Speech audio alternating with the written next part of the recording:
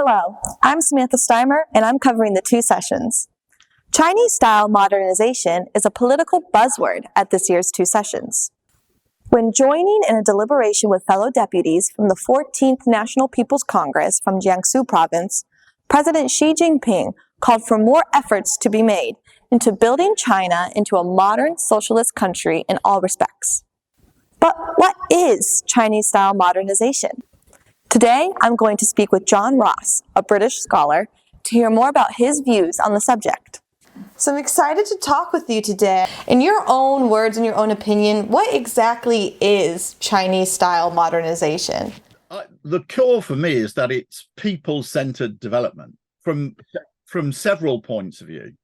Firstly, the goal is the improvement of the conditions of the people. Then I think we can also take it for poverty alleviation. China's very dramatic economic growth, particularly after 1978, which is the fastest of any major country in world history. Nevertheless, despite the growth, it left somewhere 50 to 100 million people who were in very inaccessible places or very, very underdeveloped regions. And let's say they weren't lifted out of poverty by simply economic growth, which lifted hundreds of millions of people out of poverty. But they weren't then left to be, okay, well, sorry, you've lost out on this because it's not profitable to get you out of poverty.